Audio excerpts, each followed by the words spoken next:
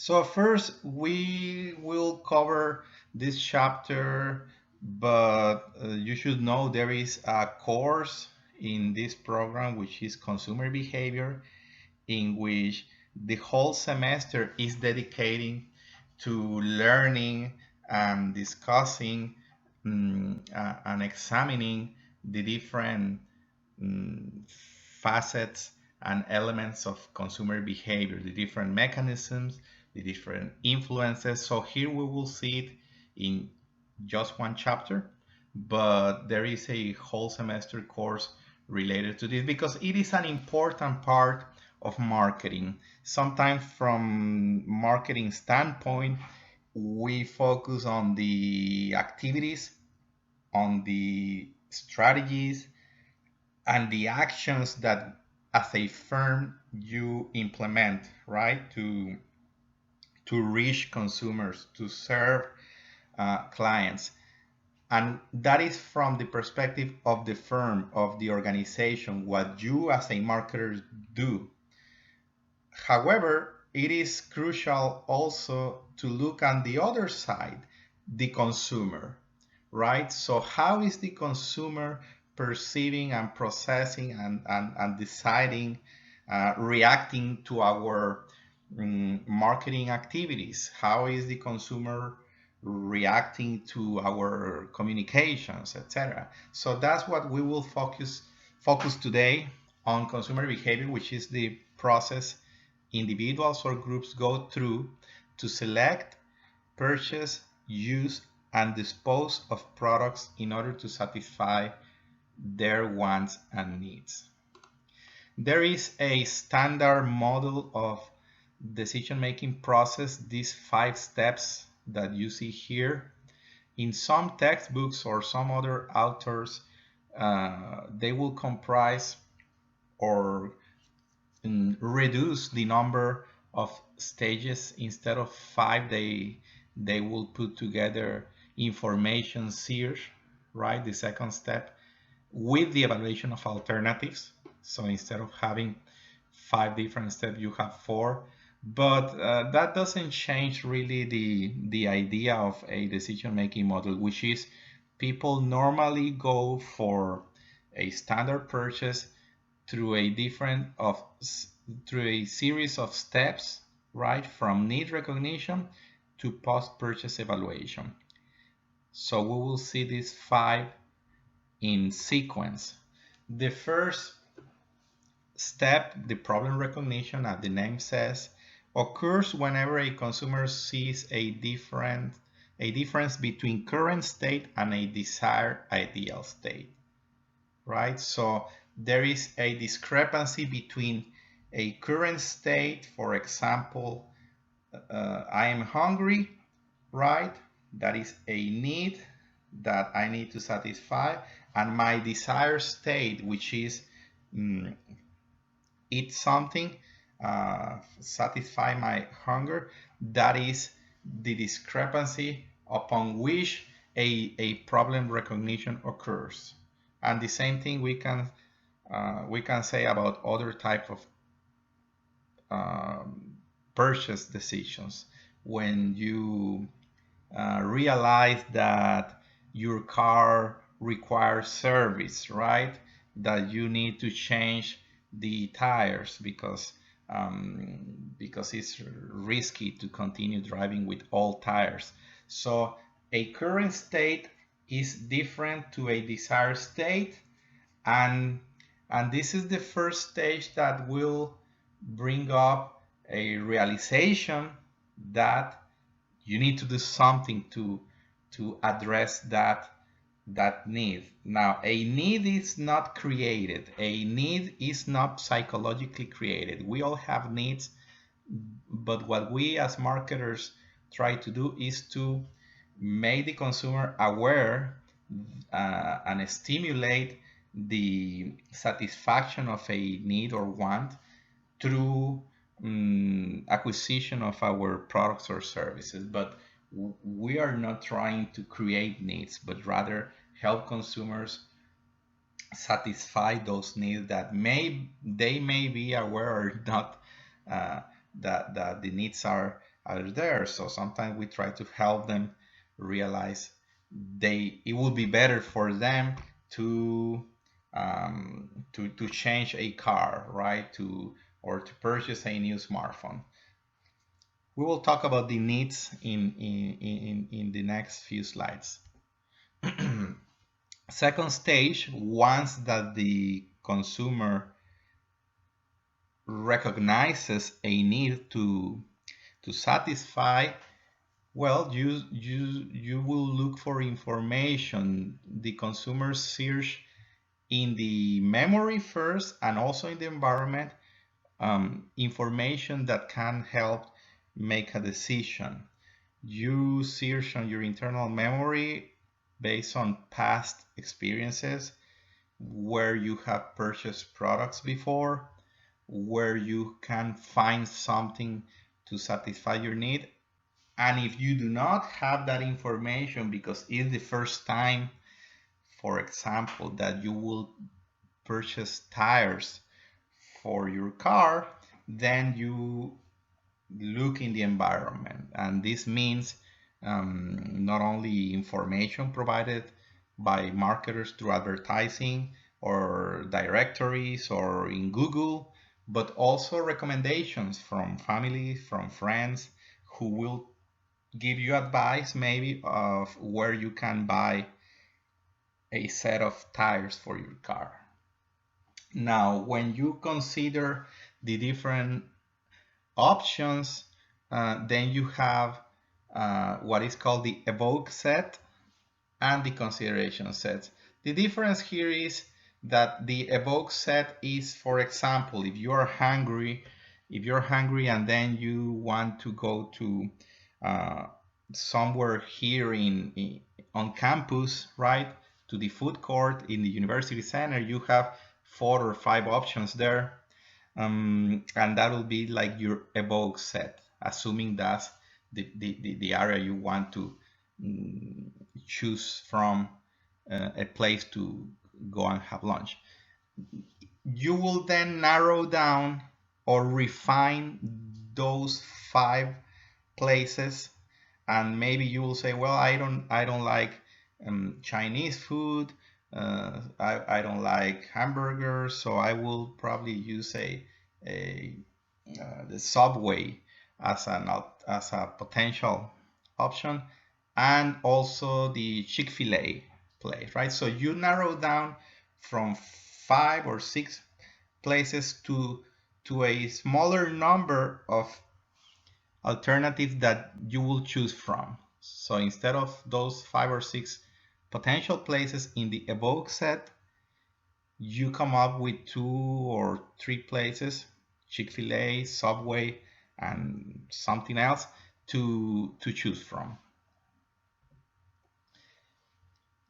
And out of those 2 or 3 options in the consideration set, you will decide based on a number of attributes, right, of the product, on a number of characteristics, depending what's important for you. And this comes to the concept of evaluative criteria. What is the criteria that you will use to decide which product or service you will use? Well, it may be price. Maybe a criteria to decide which product you will choose is that it should be no higher than certain amount of money. Maybe if it's going to be, going back to the example of the tires for your car, well, these tires should have certain type of warranty. Maybe going back to the example of the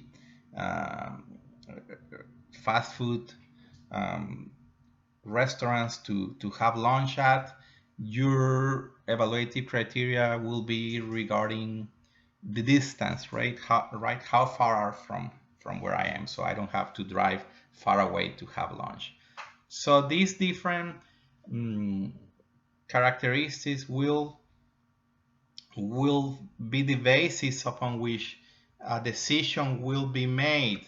Of course, there are different type of decision rules that consumers engage in. Some features, some attributes of their product are more important than others to some segments of consumers, and that will not be necessarily the same for others. So in your own case, you may say, well, I have a number of options in my consideration, say, to purchase tires for my car. And maybe you find that a, a criteria, an evaluative criteria to decide, as we said before, was the warranty. And you find one product that maybe does not have the warranty that you wanted. However, that is a brand that is well recognized brand, is a famous brand, and they have a good discount price at this moment. So you use there a compensatory decision rule. So you compensate warranty, which was an important attribute you were looking for, but you will give more priority now to the price and the brand of the tires, or some other attributes. I'm using this example. So sometimes you say, well, the product I'm considering does not have this feature or attribute that is important, but it has other features or attributes, right? Maybe they let me pay with this credit card, and it has no interest rate for 6 months, right? So, so in our mind, we do different type of calculations, and we give different weights of importance to different features depending on whether it's a product we have involvement or not, and we will see that in a few more minutes. Talk about the role of involvement. Sometimes we don't go into very sophisticated comparisons or mental process, but we just go in what is called through a heuristics approach. Heuristics are the rules of thumb. Basically, these are rules of thumb used by individuals to arrive at a good decision with less mental effort. So we, for some reason, maybe we don't have enough time to shop around, and we say, well, I'm gonna look for a product that is well known and I am familiar with. So I'm gonna be loyal to a brand that I already know. So I don't get into too much elaboration to decide. So I will just go because of the brand, or I will choose this because it's more expensive, and therefore, heuristically speaking, we assume in general that the higher the price, the more the quality it is. So we have two laundry machines, and out of those two laundry machines, I will choose the most expensive because it's maybe $100 more, but that is telling me that the quality should be better. It's not always the case. Not always the more expensive products are more quality, but that's what we think, and it's like a rule of thumb, and vice versa. We tend to think that if something is less expensive, it'll be of bad quality, of lower quality, right? So that is not necessarily the same. Sometimes we say, well, I'm going to choose a wine, a bottle of wine, and I will choose a bottle of wine from France or Italy versus some other country that does not have a tradition in wine production, right? Because we assume if it's a wine coming from France or from Italy or from Spain, it must be a better wine that if it comes from Canada, for example, right?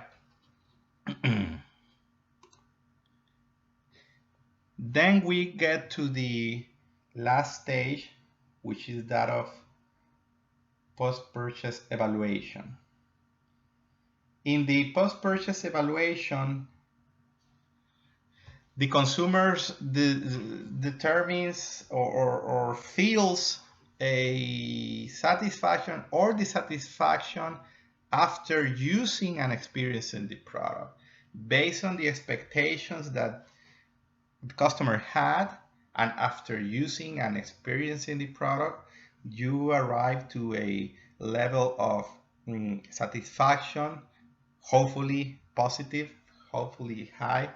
Mm, and if not, what we experience is the so-called cognitive dissonance. What is cognitive dissonance? Well, it can be in a number of ways, but usually is buyer's remorse, right? Maybe you get to feel buyer's remorse because the product was not what you expected. Maybe it was what you expected, but you later found out that there were other similar products that could have done the same and they were less expensive, right? So you purchase a car and now you got your credit and you are using it, but then you find out that there was a car dealership that launched a sales campaign with discounts, and if you had waited a little bit more to buy your car, you would have got a good discount for a similar car, and that would lead to cognitive dissonance. And of course there are different ways in which marketers try to reduce this, which is by doing follow-up service and communications, right? You buy your car and then the salespeople will contact you to see if everything is okay, if you need something, etc. So there are different ways in which marketers can help reduce the likelihood of consumers experiencing cognitive dissonance. Now, I said a minute ago that these different ways of decision making, this standard model of decision making depends on the level of involvement of consumers with the product. Of course, we cannot say absolutely that all purchase situations will follow the same 5 stages because it depends on different product categories. It depends also on the price of the product. So here we can break down these routes of decision making into extended problem solving or habitual decision making problem. Because certainly some products like cars, like buying a house, etc., you have high level of importance that you give to this. The outcomes, the results of making a bad decision is higher, so you have higher risk, right? Compared to purchasing a box of cereal.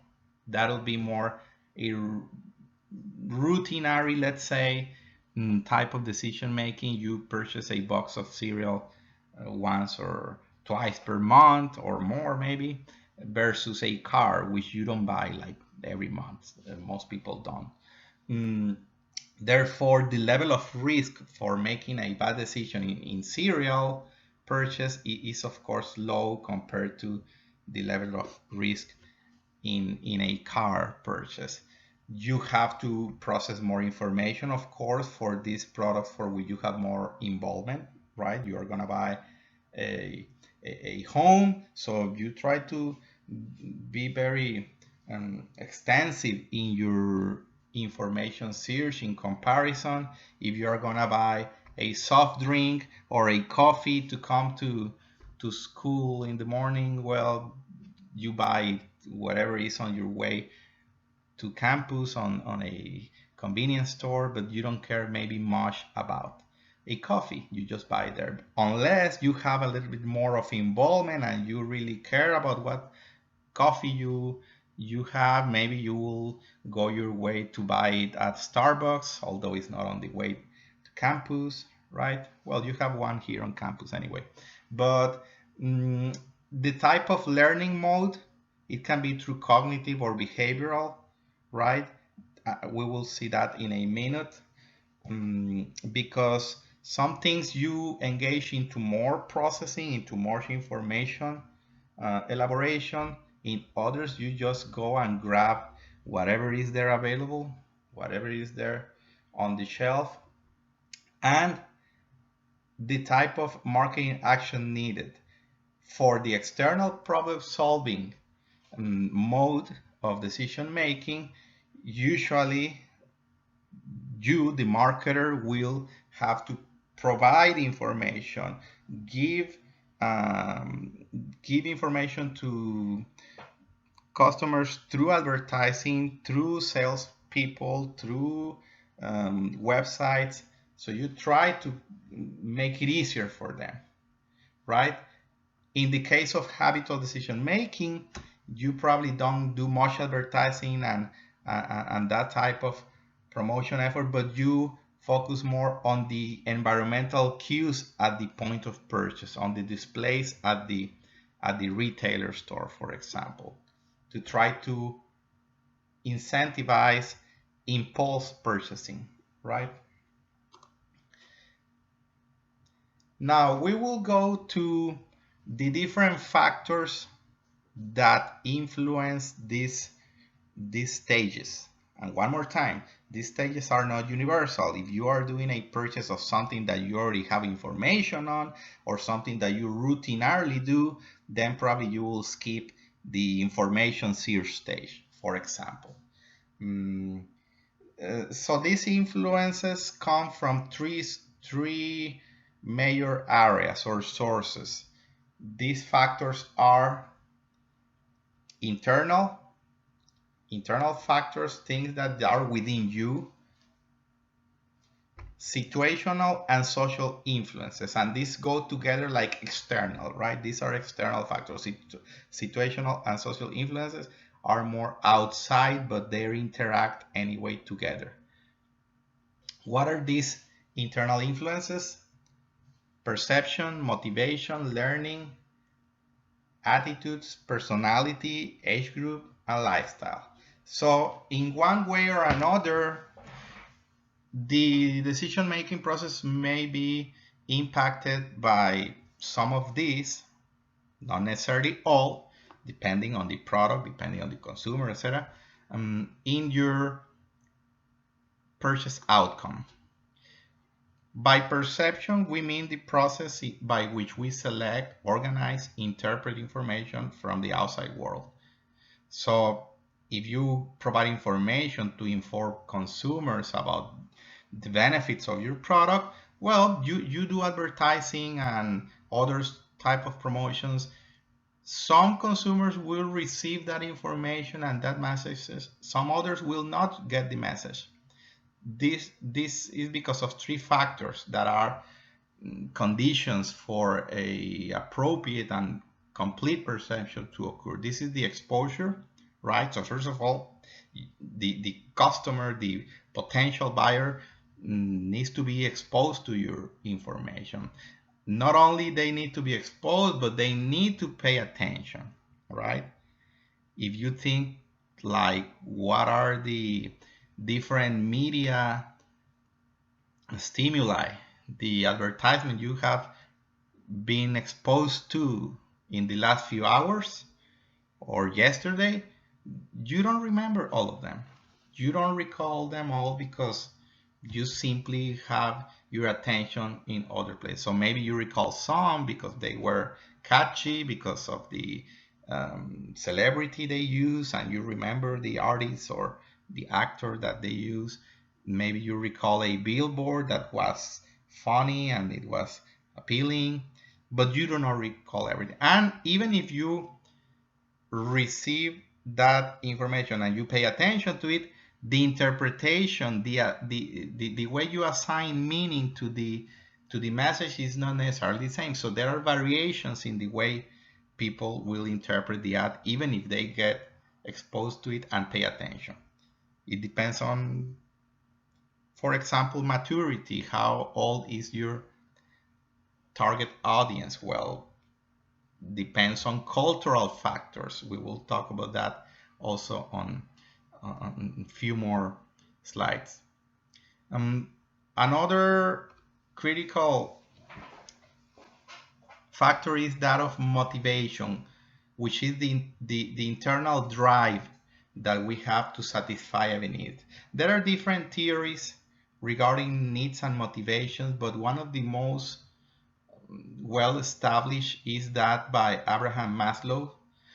Maslow's hierarchy of needs is one that we use in marketing because it organizes different needs and motivations according to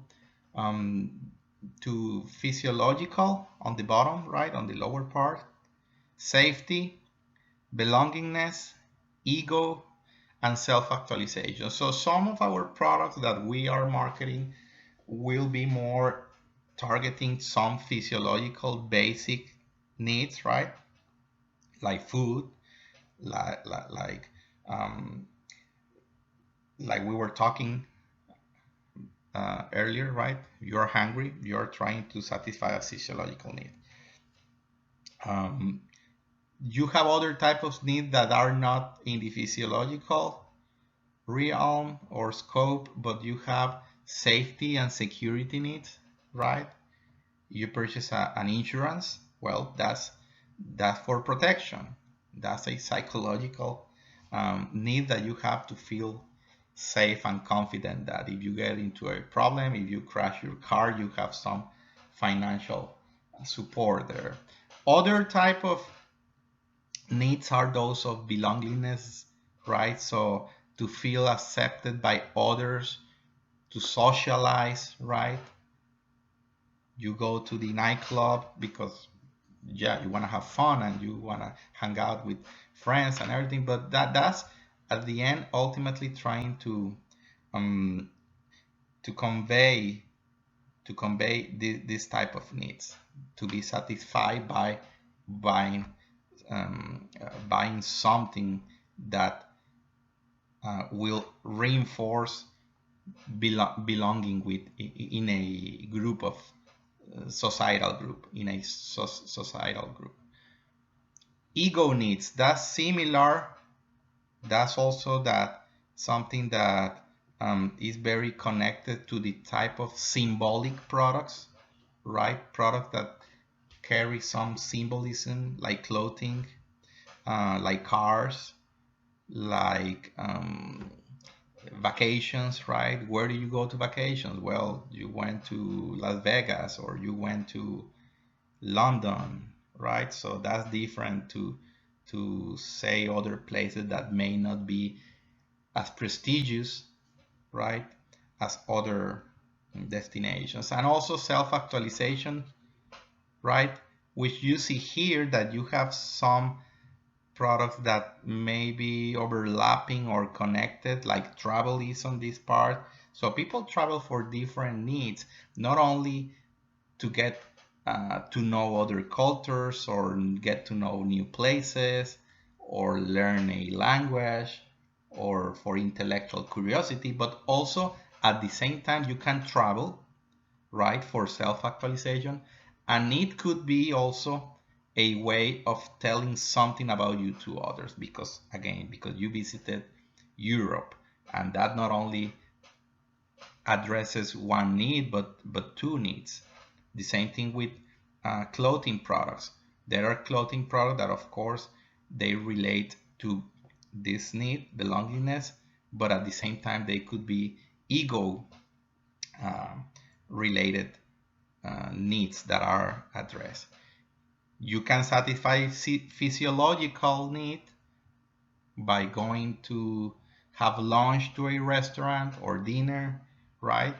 But at the same time, because if it's an expensive restaurant, the one that everybody wants to go to, it also taps some of these other needs. So this is a model that is fluid and helps to understand motivation of consumers. The next is learning, and by learning we mean the permanent, relatively permanent change in behavior caused by information or experience. We learn things by um, experiencing something or by learning something. And there are two broad groups here: behavioral theories and cognitive theories. These are two broad ways of learning.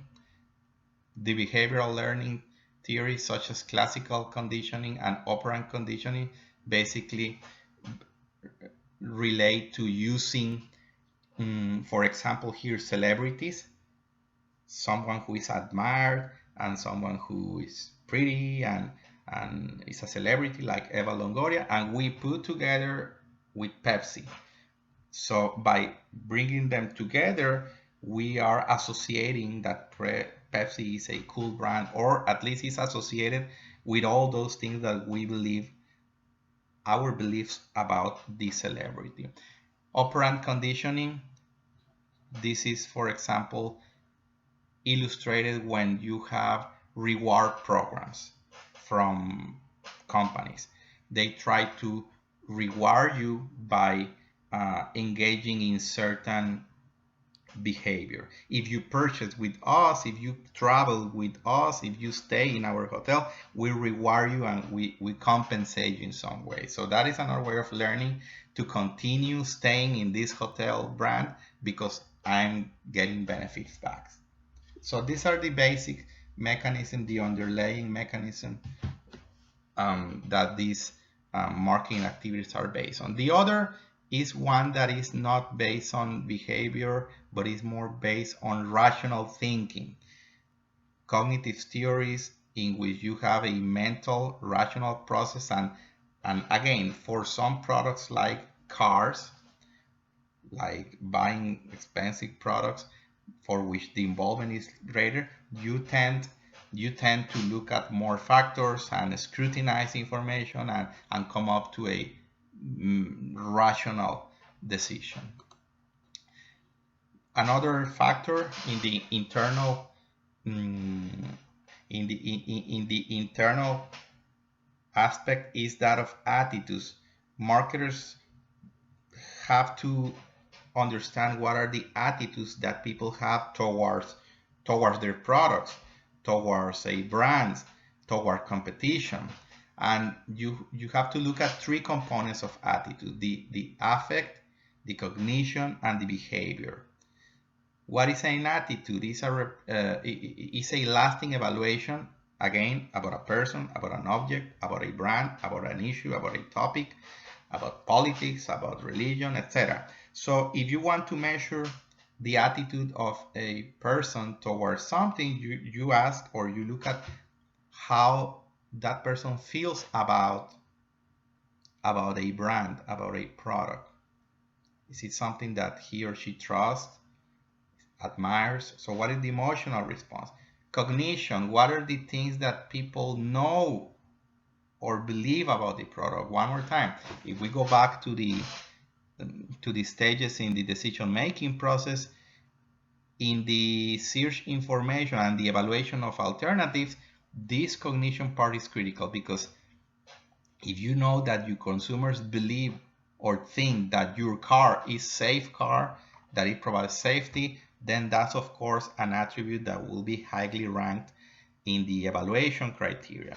So people who are looking for safety in a car will very likely find that certain brands are more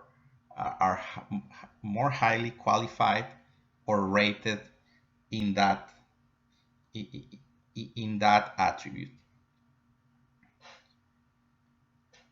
And behavior deals or has to do with the intention to, for example, buying something. So you want to measure attitude. If you want to measure attitude by looking at behavior, you would ask potential customers, what is your intention, or how likely are you to consider buying this product?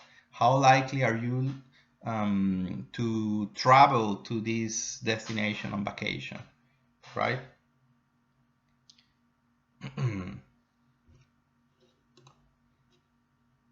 Another internal variable is personality. We all have personalities, and there has been work in consumer behavior trying to connect personality traits to purchase and preference patterns, but there have not been like a clear, strong relationship that researchers have found. What has been found, however, that is very powerful in predicting preference for products or services is the concept, the self concept, right? Self concept is an individual self image that is composed of a mixture of beliefs, observations, and feelings about personal attributes. And if you find that a product, a brand is similar to your self concept, right? For example, extroverted, outgoing, etc., and you are like that, that's your self concept, then you are more likely to buy or prefer that product or brand, because we tend to like things that are like us. So if we perceive that a product it fits our self-concept, then it means that there is high chance that you will have preference and loyalty for that product if the product mm, is satisfactory. Self-esteem refers to how positive a person's self-concept is. So one more time, if we find that our perception of a social media platform fits our self-concept, right? Like Instagram, maybe for younger generations and millennials, well, that is probably something that fits better that age group versus Facebook, right? For example, which they say now is being populated by older people. At least that's what they say now. Age, of course, this is very elemental type of variable, right? Certain products are targeted and designed for age groups, for specific age groups, either baby boomers, either Generation X, or millennials, or children, of course. So purchases are often associated with particular stages in the family life cycle, and that is, of course, an essential variable to look at. Now, age is something that you can clearly see, and you ask a consumer to tell you what their age, but there are other type of variables within the internal influences that are not so easy to grasp, to learn, and that is the lifestyle. So you don't just have to look at these factors that we talk about, but you also want to ask what people's activities or interests or opinions are. Why do some people spend their time watching TV, a football or something on the TV, a movie, and why some other people prefer to go out and do activities outdoor, or spend time in the beach, or go to a museum, or read a magazine or book. So this tells you about different interests and opinions that people have, and you can capture this or learn about these traits through psychographics, right? And segment people according to their interest. So even people within the same age, within the same age range, same ethnicity, same religion, but they behave very different. They have different preferences. How do you explain that? Well, that's because of these psychological traits and tendencies. So of course are important for marketers.